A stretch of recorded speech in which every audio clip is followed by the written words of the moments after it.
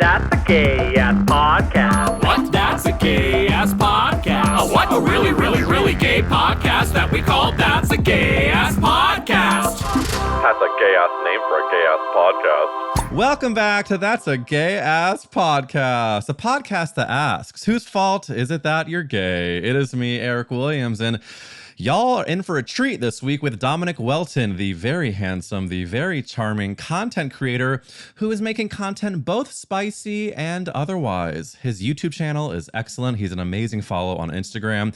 And yes, the spicy stuff is pretty delicious as well. Now, speaking of spicy, I didn't want to ask all of my horny questions during this main episode, so Dominick is the bonus episode this week as well. It was released on Monday, so you can go to Substack to watch him talk about a very hot bathhouse story, along with all of my incredibly nosy questions. That's substack.com/@EricWills, where you can also find a lot of other great bonus episodes as well. Enough from me. Let's get into this interview with the handsome Dominick Whelton. Dominick Whelton is on That's a Gay-Ass Podcast. Dominick, I have followed you for many moons, and now I'm interviewing you on a gay-ass podcast. How gay has your day been? Has it been boring and straight or delicious and gay? I mean, I went to Starbucks and got a haircut, so... Wow, I didn't know they were doing haircuts at Starbucks these days. I love that. Yeah, well... It's actually it's a great haircut. Is your barber a gay person or straight girly? You know, he's not gay, but he's very gay friendly. Got a lot of gay clients. Straight He's an ally. man. He's an ally. So he takes care of me. Is he cute? Do you ever fantasize about what would happen? No. I don't I don't fantasize, but he is cute. He's got a very like Silver Lake kind of guy look. He's a dirt biker. Wears a lot of Carhartt, you know, so he's kind of got that aesthetic. He's cute. I'm down to clown. So you got the Starbies, you got the haircut, but I am a gay journalist, so I'm already going to start with some hard-hitting questions. Dominick, you have a tattoo on your side that is Hebrew. Fuck. Oh no, is this a terrible question to start us off with? This is like... So that tattoo was the first tattoo I ever got when I was 18, and I've regretted it every day since, especially because it doesn't mean what I thought it did. Thanks. Oh, you got Google one Translate. of those, so it like means like spaghetti and meatballs. Yeah, so like it's... Well, let me just tell you why I'm asking you. Go for it, it's not like please. gotcha. It's truly not supposed to be gotcha journalism. I just am a Jewess who, whenever I see any reference to Judaism, I was of course like, oh, maybe he's like a secret bar mitzvah boy. But no, you were fully 18 and you thought it meant what? Okay, so it's so stupid. It's so stupid. Okay, so I was 18 and I thought like, oh, first tattoo. And I, for some reason, thought I would get it in Hebrew because I don't even know why. I didn't think anybody would be able to read it. First off, I thought it would be like just something to myself. And then I moved to LA and everybody's like, what the fuck does that mean? Like, doesn't mean what you think it does. It was supposed to be a quote about strength. So, and even the quote about strength in my head, like doesn't really make sense the way I thought. The quote is supposed to read, "You're stronger than they are." And it was supposed to, in my head, refer to when you face difficult like trials and situations in life, you're stronger than they are, like you're stronger than what they face.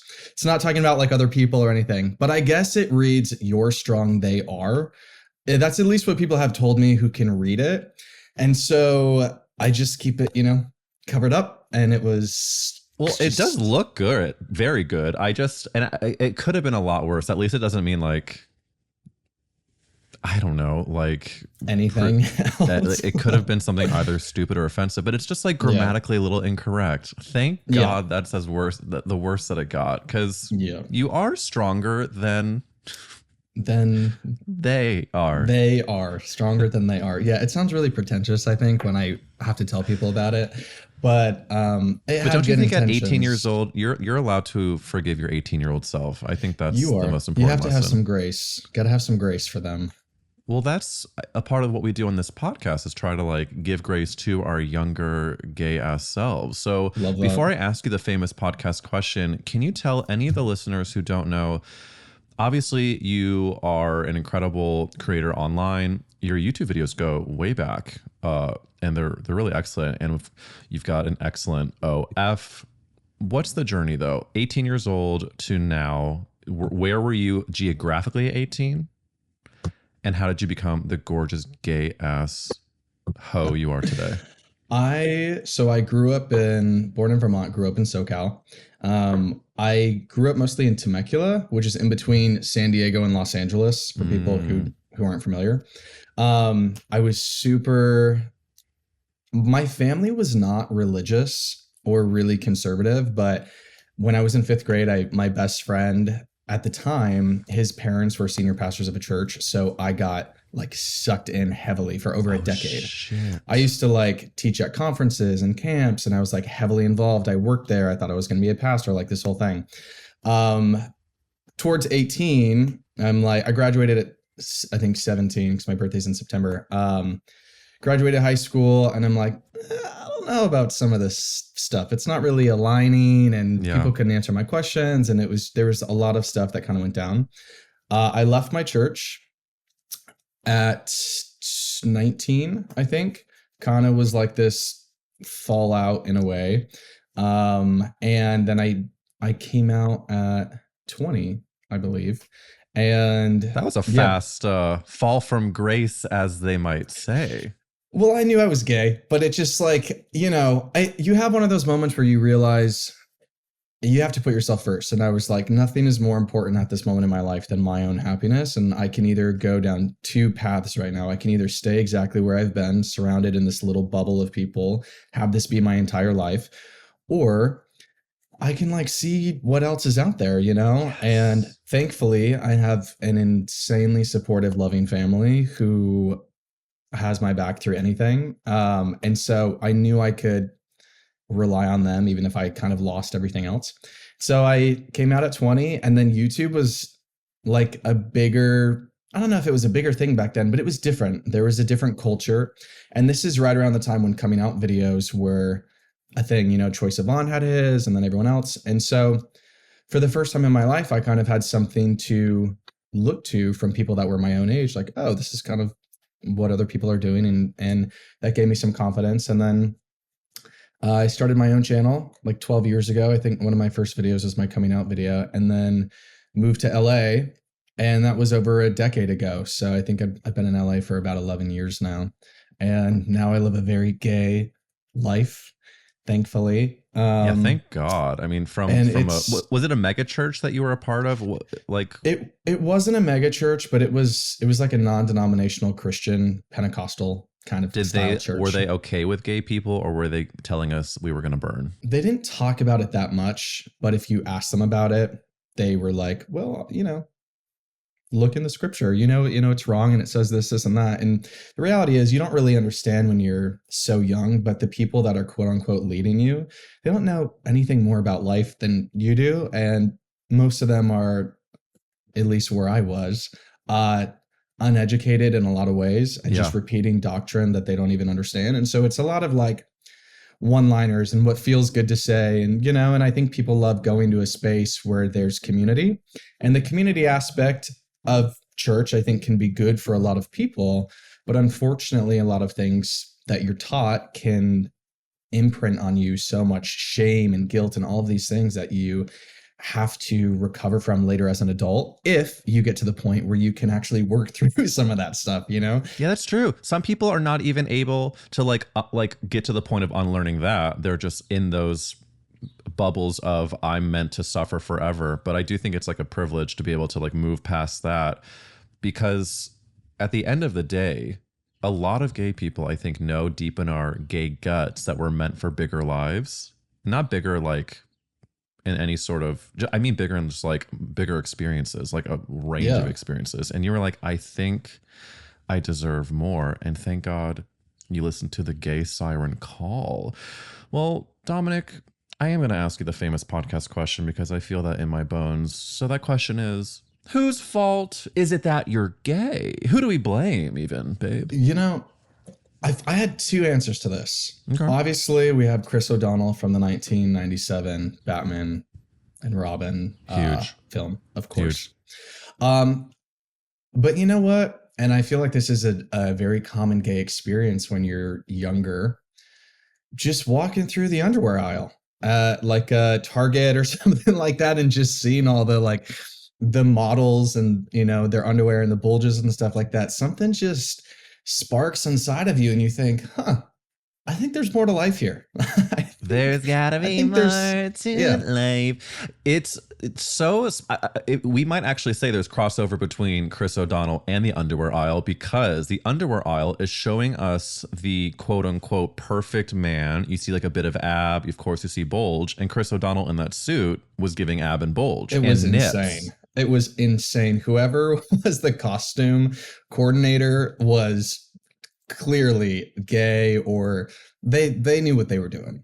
Oh, well, I think the whole I think the whole team, I know the creator of that is a fucking huge flamer, and it's so similar for me. But if I could give you a Sophie's choice, if you could choose between, you could only touch someone's hard nips or cup a delicious bulge, where are you touching? Obviously the bulge. Yeah, I'm sorry, that wasn't. And I don't even care. I don't even care how big it is. I would rather cup it than grab a nip. Of course, yeah. You just enjoy sort of the heavy Let me just put it in my hand. Yeah. Just I love let it that. rest. It's fine. When you did finally come out, was your entire family totally cool from the get, or was there a bit of a period where they had to come on board? To be honest, so I've got two biological sisters now, and I say that only because now my dad remarried a few years ago, and I have 3 stepsisters. So they weren't there at the time. Yeah. But my 2 biological sisters, totally cool with it. Very supportive of it. So loving. And my dad, super welcoming about it, super loving. He actually had started. I was working at his law firm at the time, like just folding like letters and stuff like this, trying to make some money when I was 20.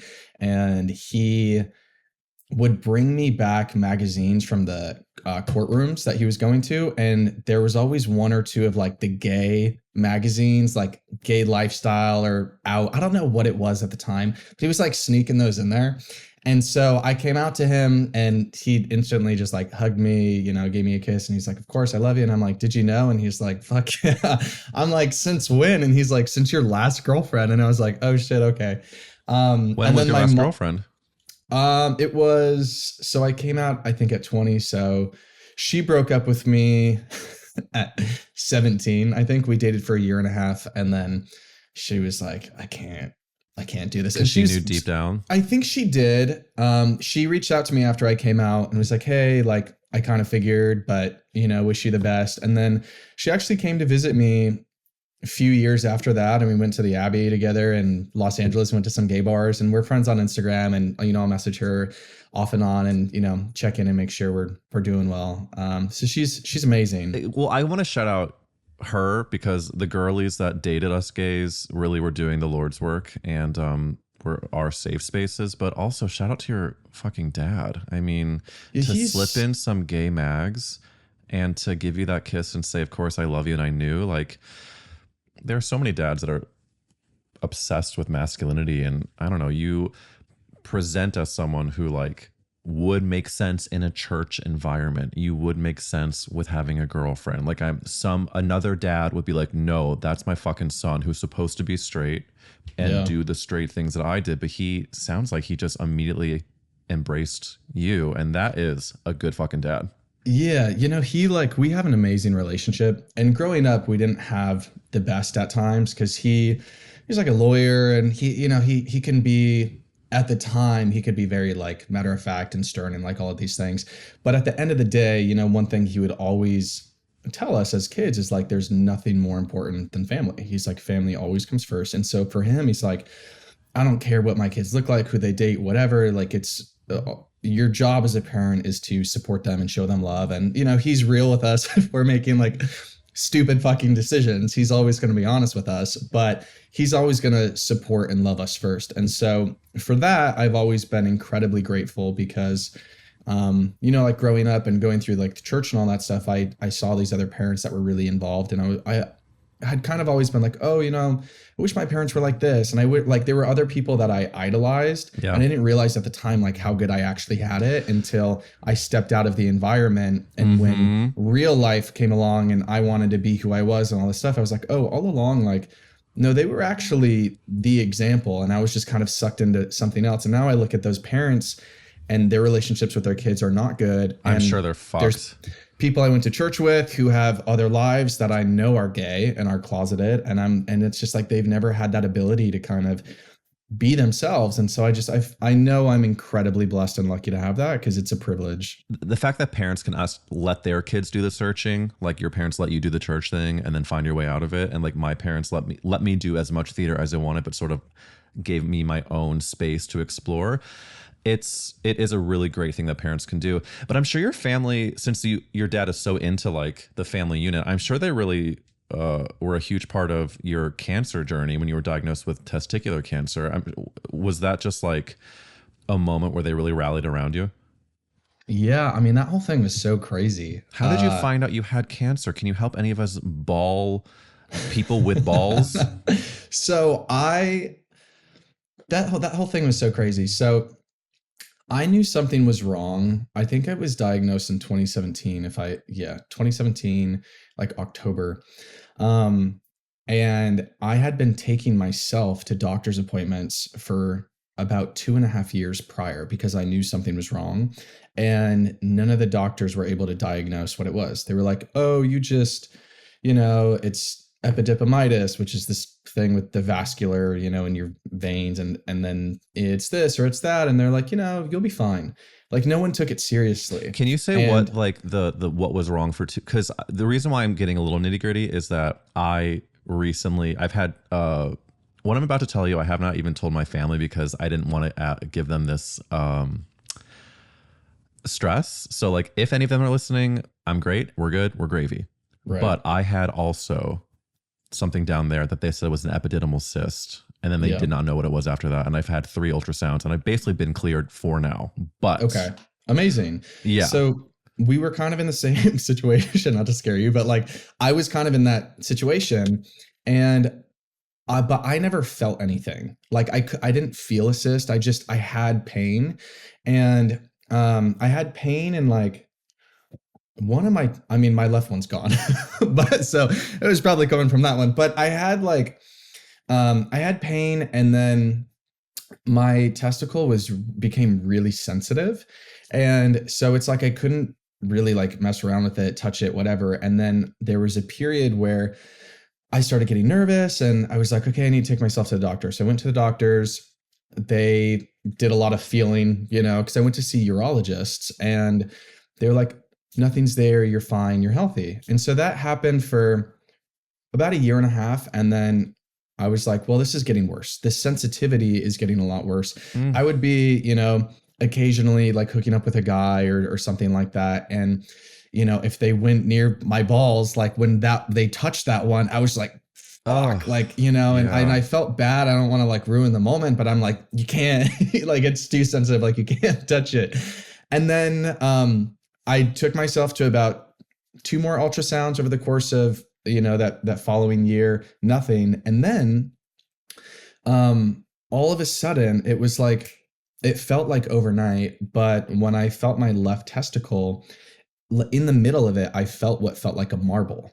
And it was probably like this big. If you're listening, not on video, it's like, I don't know, 1/4 inch or something, whatever, but all around it felt like the size of a tiny marble.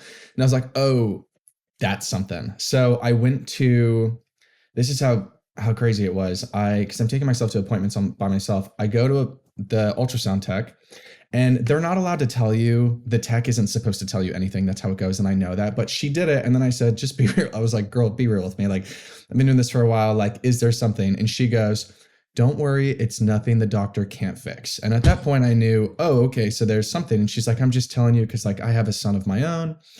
So I have a follow-up appointment literally the next day with a doctor, and it was like straight out of a movie. It was crazy. I'm sitting on the doctor bed thing, whatever those things are.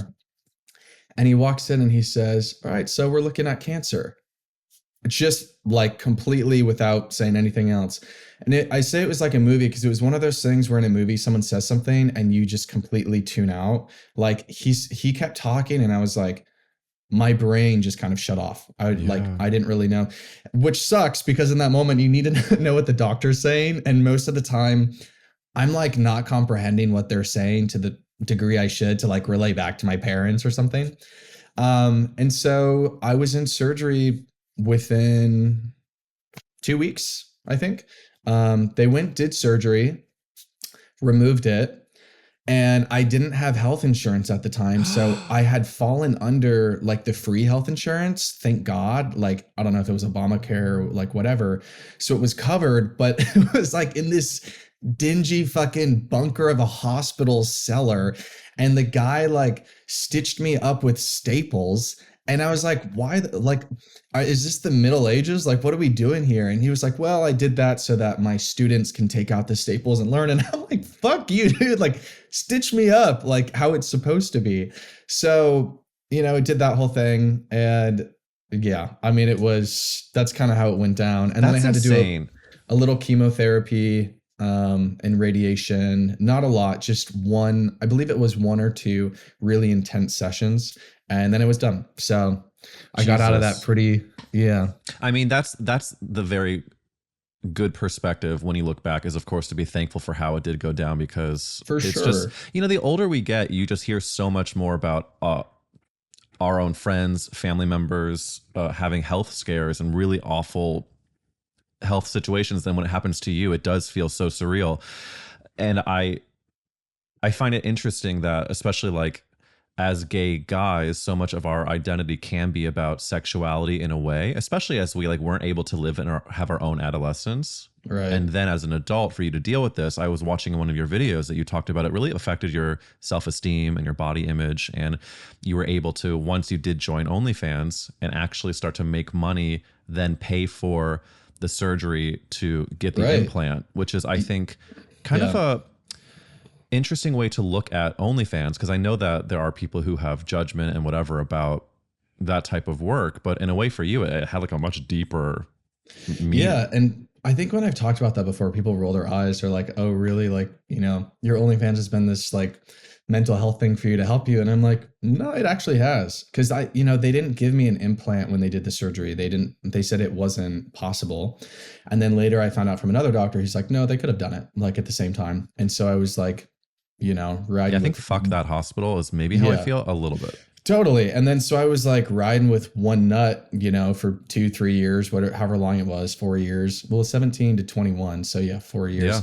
Yeah. And then my OnlyFans enabled me to pay for surgery to have an implant put in, which I didn't have to. Right. Like, you don't need it, and I'm not incomplete without it, but just for myself aesthetically, you miss how your body used to look, and you look in the mirror every day and then you see something different. And so it did definitely give me more confidence, which was good. And so, it's just a way of taking care of myself. I'm like, if I'm going to go through cancer and then I've got the money now to do this, like I'm going to take care of myself and I'm going to do this. So 100%. I think that anybody who rolls their eyes about what you've gained from OnlyFans is probably just dealing with their own insecurities or shame, because I think that what I love about your journey is that you can go from this like religious sort of experience and then be somebody who, from my perspective, is an OnlyFans creator, has sex as a part of your identity and job, but also you really present yourself online as like a really grounded, full human. You speak to your whole experience. You're very full of you know what the fuck I'm trying to say. You have a lot of dimensions. And so I think that when you do talk about this cancer journey, I think it really humanizes you in a way. But let's get into some horny topics, if you don't mind. Since you do have, bring it on. And for anybody listening who is a Substack girly, we're going to be doing an extended episode to get into the really horny shit. But I, of course, want to get into some questions on the main pod. In one of your YouTube videos, you talk about gay gyms in LA. Specifically, you talk about how the Crunch WeHo did shut down their steam room. Was that hard for you personally, and how are you holding up? I've never used it, so I'm doing okay. How do you feel about steam rooms in gen?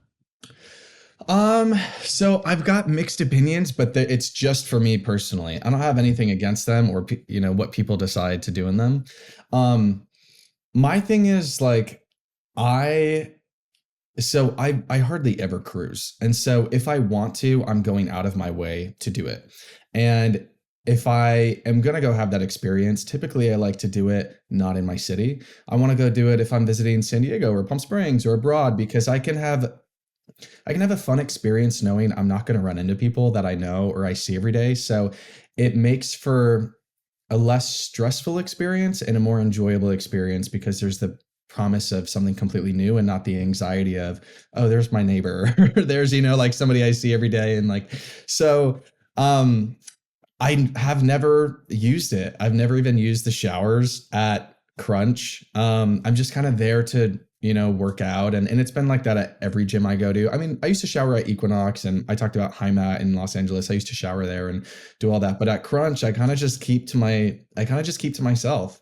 But I think people are doing okay. They still have the sauna. Just not the steam room. So they're just sweating their balls off while they're jerking or circing. Since you mentioned Palm Springs and other cities, I was just in Palm Springs for Memorial Day, and a friend of mine was talking about cruising, and he said that there's a specific park that has a bathroom that, like, if you walk in, there's like windy. It's almost like a hallway to get to the actual bathroom, which gives secrecy and coverage. And he'll just go in there and like get his dick sucked, like, when he's just like wanting a morning release. Yeah. Where do you That's like a no cruise? from me. My anxiety would be like, I'm gonna get murdered. Like I'm gonna get shanked to death. Shanked or arrested? Where do you like to cruise in Palm Springs, or what type of place? So I will like if I'm visiting somewhere, typically I'll just open like Grinder or something like that. But if I quote unquote cruise, it's because I'm going to some sort of like spa, kind of environment that I know is very gay. Or if I've like gone abroad and I know there's an actual bathhouse, like that's its thing, then I'll go and do that. So I'll go to a setting where I know this is where it's happening instead of trying to guess, So yeah, I guess you could say I'm not really like a traditional cruiser in that sense. Because I never know what's going on. I don't know. I think bathhouse is kind of actually traditional. I think in terms of, if we're talking that like feels the gay, more safe. That feels more safe to me. Like I can judge that a lot better. Yeah, and I feel like our forefathers, our foredaddies, were cruising in the bathhouses while Bette Midler sang, and you are just honoring your heritage by going to the bathhouses. I'll ask more about what you're doing at those bathhouses when we do our extended moment, just so I can, try to keep things classy here in the main. What about, there is a story that you told about going to a warehouse party where you took Molly and it was way too much Molly because the other people doing it were like kind of old workhorses in the Molly world. Right. Is it still true that you have never done Molly again since that harrowing experience? Yeah, never. I did half a pill of ecstasy, I think that same year in Vegas at a pool party in Vegas, and it was amazing. And I have since been offered to do Molly probably 50 times since, because it's been years. I mean, I think that was 2017, 2018, something like that. But I had a horrible experience. And now, I mean, I just do edibles. So it's like I'm comfortable with it. I'll play video games, watch a movie. I have these edibles I love now, which they're only 1 milligram of THC, so it's almost nothing, but it has 20 milligrams of CBD. Oh. So it's enough to lightly take out if I want to like go to a bar or go to dinner, or, something like that. And once a year, I'll do like a mushroom chocolate bar if I'm in the desert in Joshua Tree. So not the whole thing, just like a little square. I love a mushroom moment in a Joshua Tree sitch. Absolutely. Have you had any sort of like therapeutic or deep thoughts or connections that have happened when you've done mushrooms in Joshua Tree? Yeah. Yeah, I have. Actually, now I'm thinking about it. I mean, every time I've done mushrooms in Joshua Tree is one of my favorite places in the world. I have a Joshua Tree tattoo. Oh, I love, yeah. It's like a spiritual place for me. I feel so grounded. One of the reasons you go, at least for me, is because I'm disconnecting from everything else. Yeah. So staying at a house, and it's just me, usually my 4 closest friends, and the desert. So yeah, I've had some pretty great moments there with my best friends. My best friend who I live with is my best friend of 18 years. We actually met in that church, both escaped. So we call that trauma bonding. Right. So, and he's like my brother. So we had an incredible like experience in Joshua Tree together. Just this like moment of connectedness, feeling like we were both like, it's hard to explain. We saw these two Joshua trees and we were just like, oh, this is like us. Like it was just, it's a moment hard to explain. No, I'm into that shit. Cause let's just take a quick step back about the drugs of it all. I think that LA and also gay people, there's like there's definitely substance issues where people rely on it. And I don't co-sign that. And like, I smoke weed and I have never even like done coke or Molly or I've never done most of the stuff. Do I have curiosities? Absolutely. Bit mushrooms, love. And every time I do them, if it's like more than just a tiny bit, I will get really anxious. Then I'll cry, usually about like feeling misunderstood by like my family or something. And then once I get through that release, it's the happiest I've been in a long time. I have no anxiety. So when you talk about you and your bestie seeing the two Joshua trees and you're like, that's us, I get it. It's a fucking real healing plant that I think when done like with the people you love in a safe place and done like a responsible amount can be kind of like life-changing. My other question I had is when it does come to your OnlyFans, what I feel inspired by in your work is that you don't seem to carry too much shame about your sexual identity. And especially as someone so close to your family, what is the relationship? Like, does OnlyFans come up when you're talking with your family? And I know you've said in your videos that like they are supportive, but has it always been the case that they were like completely at peace, or did you ever feel like you had to explain yourself? I mean, there was definitely some explaining in the terms of it's this new thing that they don't know what it is or understand. It's kind of like when YouTube was slowly becoming a job for me. My dad was like, oh, I support it, but I don't get it. You know, like, what do you mean? You're like making videos and you can survive off that. But yeah, my family know all about it. They know it's my full-time job. They know I'm always like doing stuff for it. They don't know every piece of content I'm making, and they don't obviously want to see anything related to it, right. But they'll see like the Instagram reels that I make about it. But all my family is blocked from my Instagram stories. So if I post like a thirst trap or something that's promoting it or whatever, like they don't see any of that, and they're supportive. I mean, it's the same thing. My dad and my stepmom Melissa and my mom Tara, they're all like, as long as you're healthy and happy, like that's what matters. Obviously, we want you to make good choices, and they were very real with me, just like, you know, my best friend. And when I was talking about starting an account, about the risks associated with it. And I think if you don't think there's any risks associated with it, you are a bit naive, because there are, you know. And going into a business like this, no matter what degree you decide to jump in, you have to know there are risks associated with it, stereotypes associated with it. And it becomes your responsibility to, you know, decide in moments when it's appropriate and right to kind of inform and educate people, and then learn how in other moments to completely reject other people's opinions and point of views about how they think you should live your life, or the stereotypes and assumptions that they're going to put on you. I would say I'm pretty good at that, thankfully. Like, I've got a very thick skin, and to be honest, like, I simply just don't give a fuck what somebody who I've never met has to say about me in a negative way. It's Tom Holland did this interview sometime this year or last year, and he had a quote that I absolutely love. And he was like, if you have a problem with me, text me. And if you don't have my number, you don't know me well enough to have a problem with me.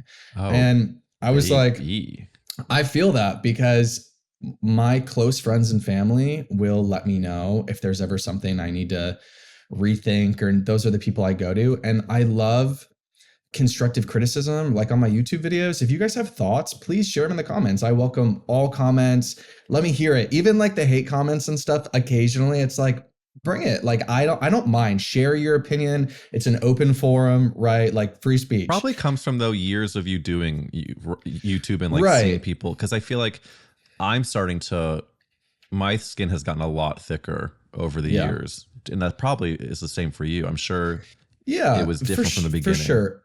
I think it hurts more at first when you're slowly growing. And I don't have the biggest following in the world, right? Like I'm kind of just like passing through in a lot of ways, but I welcome every comment, but I get to decide which ones I assign value to. I get to assign which ones have meaning and purpose for me. So I'll read all of them, but most of the hate comment ones I either laugh at or they're like in one ear, out the other, because I know it's not going to have an impact on my life the way that they may think it is, you know? And so type whatever you want. Like, I don't give a fuck. Well, I'm just going to do my thing and like focus on that. And, you know, that's what I'm doing. by the way, that quote, that Tom Holland quote is really spot on. It's good, I right? think that it's really good because I think first of all, we're living in a world where so many people have opinions that they're able to like let us know about. Yeah. And if you don't have my phone number, then I'm not going to give a fuck about what you're saying about what I'm doing, unless it's like, 100 people saying the same thing. But there are some really nice comments that you do get. One comment on your YouTube channel, someone said, I'm 74, lost my partner of 33 years, but I'm human, male, alive, and need some sexual presence in my life. Let's face it, at 74, the possibility of finding another partner that I really want to be with is next to none. Sex with myself is what I've got, and beautiful young men like you make it pleasurable. Also, seeing and hearing you here makes the OF experience with you seem like being at least with a friend. You're providing a great service for a lot of us out here. Thank you. Oh, isn't that great? It's just that's like so sweet.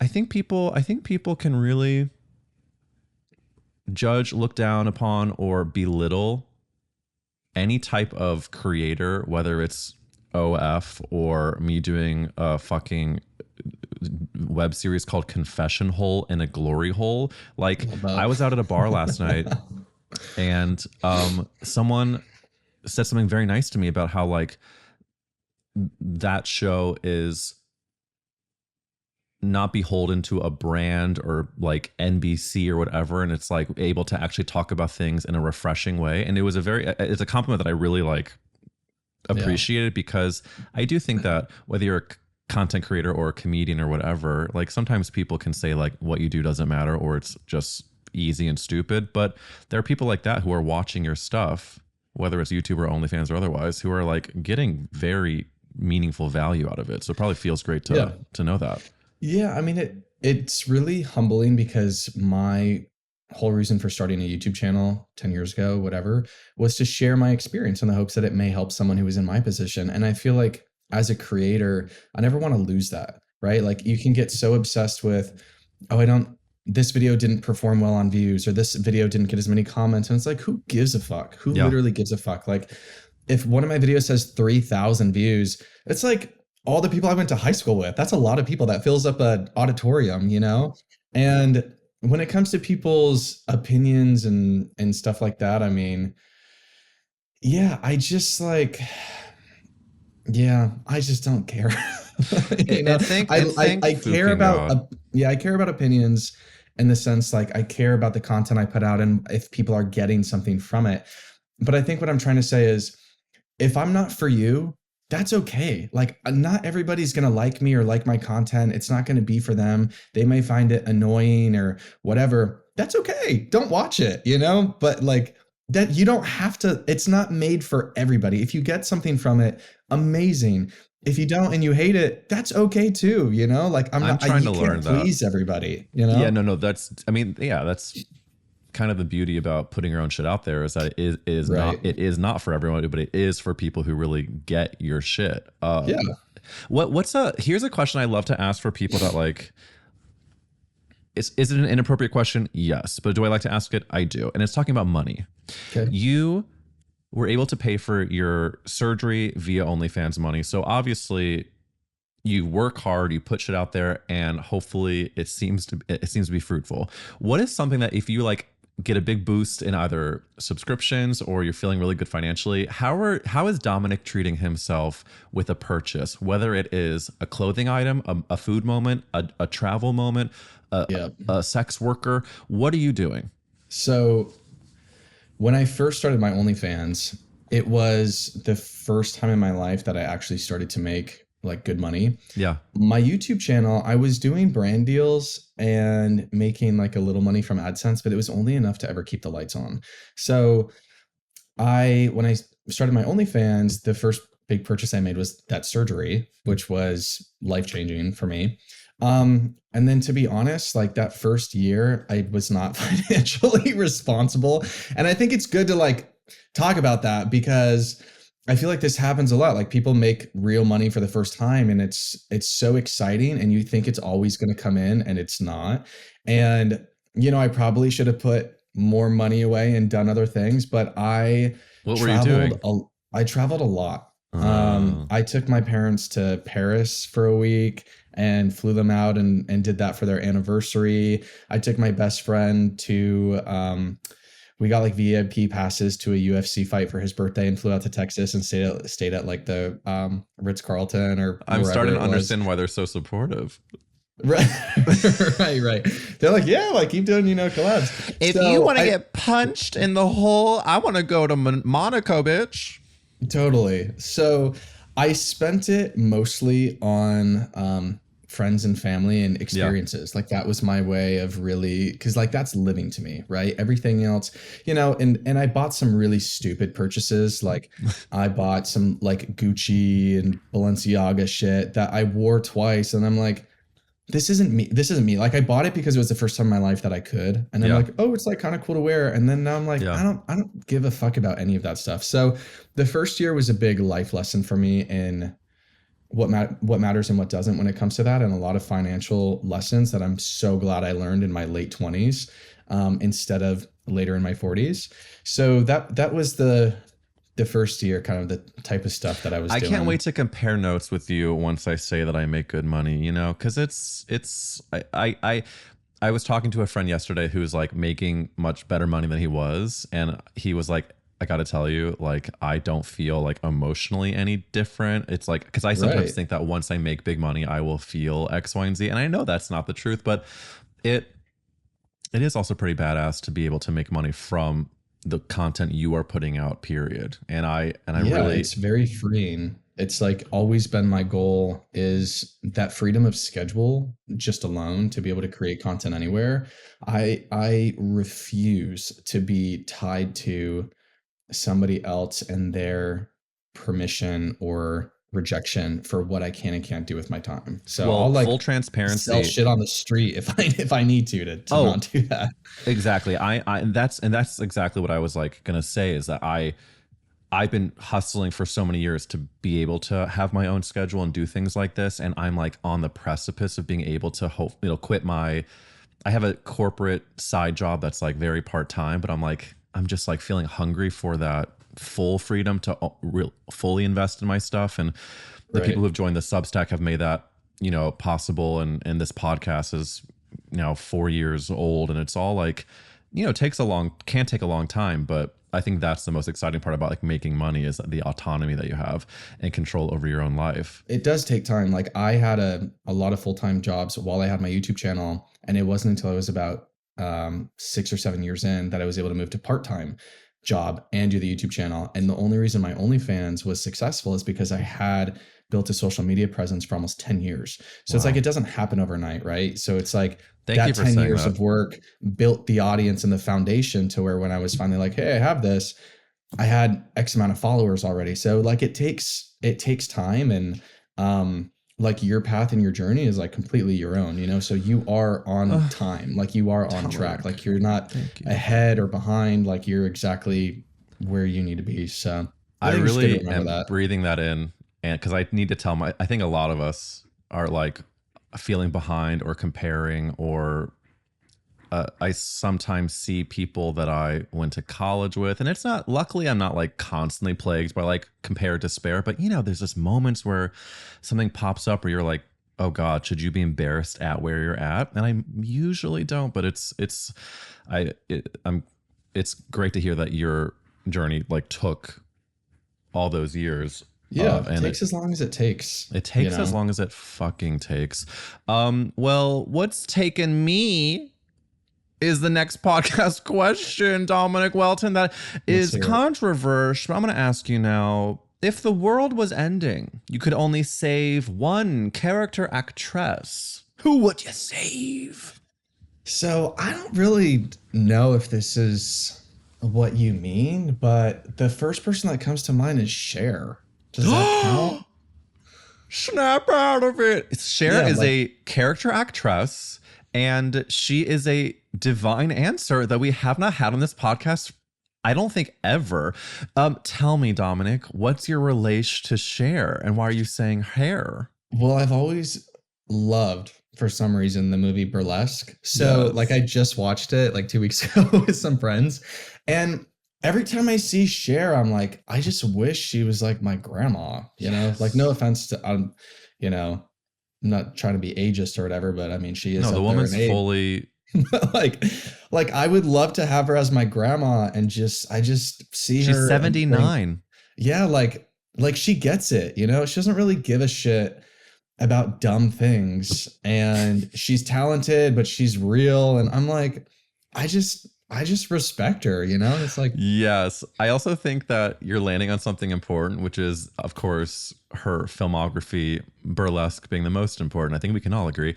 I think that she also tweets sort of stream of consciousness that shows her not giving a fuck. And when you are Cher bitch and not giving a fuck, it's like she has to have been this way her whole life. That's the only way that she has become the icon that she has. And can you imagine sharing a joint or a glass of rosé with Cher and just giggling and hearing her fucking stories? I just am so obsessed with that woman. And shout out to Burlesque as well, because there's a new West End musical that I know a couple of people that are a part of. Past guest of this podcast, Jake Dupree, is in the Burlesque musical that's opening in the West End. So maybe it'll come to LA, Dominick, and then I'll join your gaggle and take the 1 milligram THC, and then we'll bliss out. Perfect. That would be honestly incredible. Okay, great. I'm glad that was a good answer. I was nervous about it. I didn't know, but okay. And I don't fuck around about character actress answers, and Cher is so good, because obviously my Burlesque comment about that being the most important film is not the truth, because she actually her filmography is kind of insane. When Moonstruck came about, and then so another gay side question, did you ever see the Cher musical called The Cher Show? No, never. I saw it on Broadway. It's 3 Chers who each play Cher at a different part of her life, and they're talking to each other on stage. It's one of the campiest things I've ever seen in my life. I've probably talked about it on this podcast a baker's dozen times. But in the musical, they talk about her getting nominated for an Academy Award and then getting snubbed, and then her wearing her crazy outfit and relationship shit, and just like her life. It's unbelievable to see that she is still kicking, and I hope she lives forever. If anybody can live forever, it's Cher. Please. I hope that bitch never dies. I hope that bitch never dies. Well, Dominick, it has been such a goddamn pleasure having you on. That's a gay ass podcast. And of course, we're going to record a bonus conversation for the Substack bonus ep series. But before we get over there, can you tell the listeners here where they can follow you, and if there's anything you'd like to plug? Okay. It's just my name. It's just Dominick Whelton on Instagram. I have a TikTok, but I never post on it, and it's Dominick Whelton on OnlyFans. I also have Twitter and Blue Sky, but like I don't post. Twitter's too much for me to be on. It's like always end of the world, like dark, horrible things happening. I'm like, I gotta pause. But it's just my name. So, all right. Dominick Whelton, it's all linked in the description. Go follow, go watch his videos on YouTube. They're all excellent. The camera quality, I don't know what the fuck you're doing, but it's on the YouTube videos? Yeah, on the YouTube videos. It's divine. Thank you. That was like took me a long time to figure that. You figured it out. The light. lighting is great. The editing is great. And everybody go support, go follow. Thank you. And come on over to the Substack to hear some horny bathhouse questions. To Substack. I don't know what we're talking about, but it's whatever it is, it's worth it. Come subscribe. Listen to the man. Thanks for listening to That's a Gay Ass Podcast. If you enjoyed this episode with Dominick Whelton, feel free to subscribe on Apple or Spotify, wherever you listen. Or if you're watching on YouTube, drop a comment and let me know you are here and you are queer, bitch. I would also advise you to go to Substack because Dominick still has more interview there and she is horny. That is substack.com/@EricWills, where there's some spicy questions that he answers and he gives a really good lube recommendation that I think you should get into at substack.com/@EricWills. I hope you're having a gorgeous gay week, and if you could just do me a really big favor, stay gay. Bye. You've been listening to That's a Gay Ass Podcast, hosted by me, Eric Williams. If you want to see and hear more, make sure you subscribe to us on Instagram, TikTok, YouTube, Spotify, Apple Music, or Patreon at Gay Ass Podcast. That's a Gay Ass Podcast is executive produced by Eric Williams and produced by Nathanael McClure. We'll see you next week.